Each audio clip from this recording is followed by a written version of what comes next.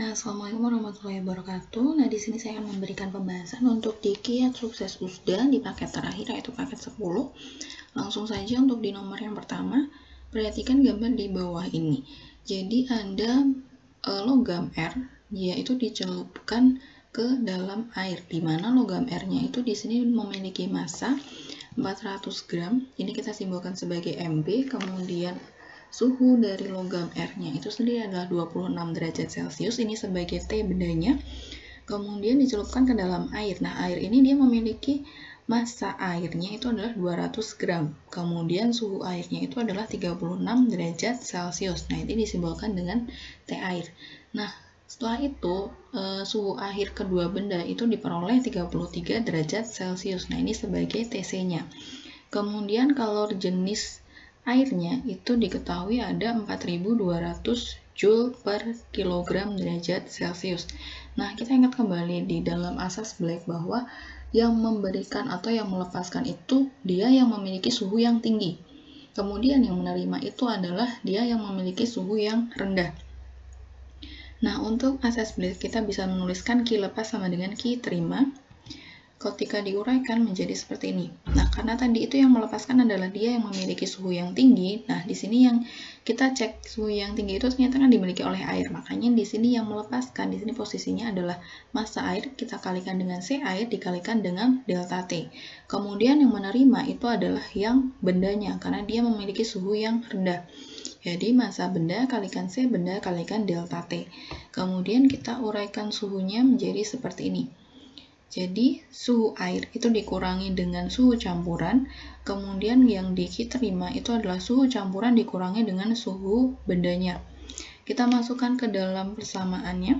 Jadi 0,2 dikalikan 4200 dikalikan 36 dikurangi 33 sama dengan 0,4 dikalikan Cb. Cb-nya itu adalah sebagai kalor jenis logam yang kita cari. Kemudian 33 dikurangi dengan 26. Nah, kemudian kita peroleh seperti ini.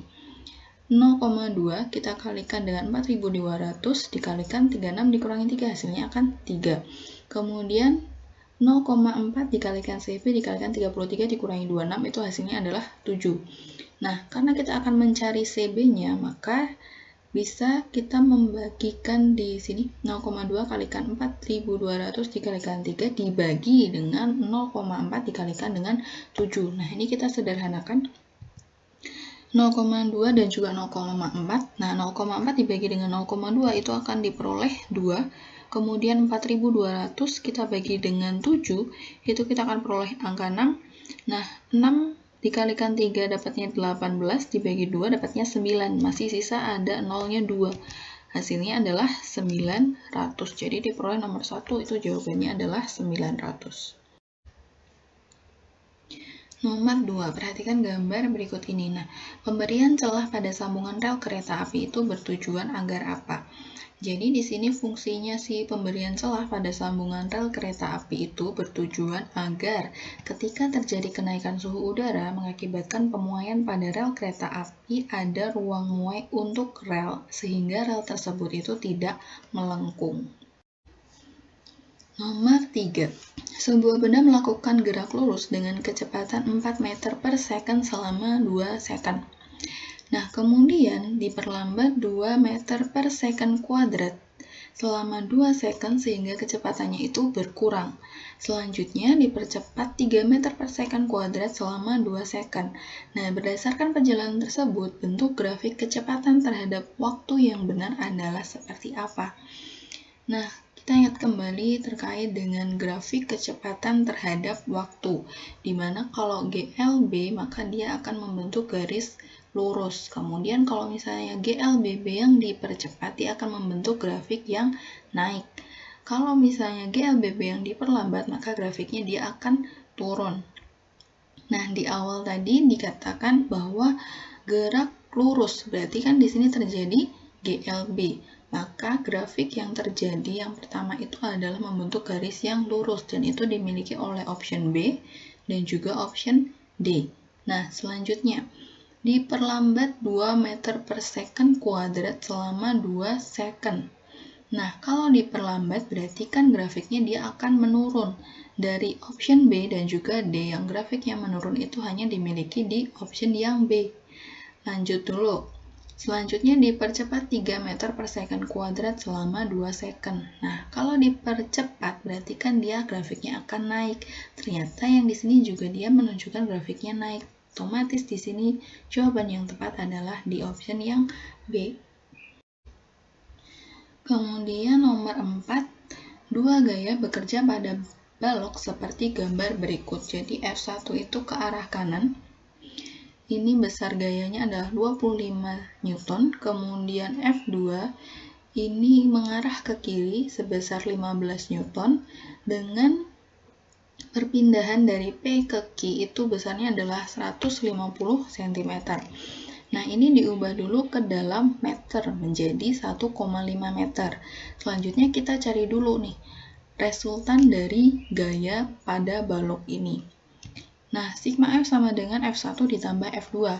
Karena F1-nya itu ke kanan, berarti dia bernilai positif. Kemudian F2 ini dia kan ke arah kiri, berarti dia bernilai negatif. Sehingga 25 dikurangi dengan 15, hasilnya adalah 10 Newton.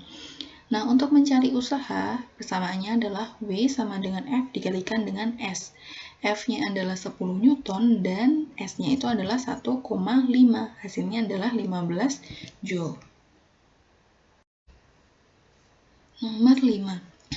Seekor burung itu sedang melayang terbang pada ketinggian 10 meter di atas tanah dengan kecepatan konstan sebesar 10 meter per second.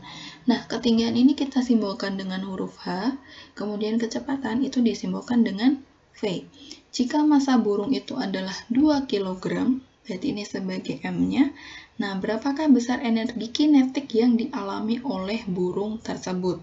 Nah, kita ingat kembali persamaan dari energi kinetik bahwa setengah dikalikan massa kalikan V kuadrat. Nah, massanya kita udah dapat 2 kg, kemudian kecepatannya adalah 10.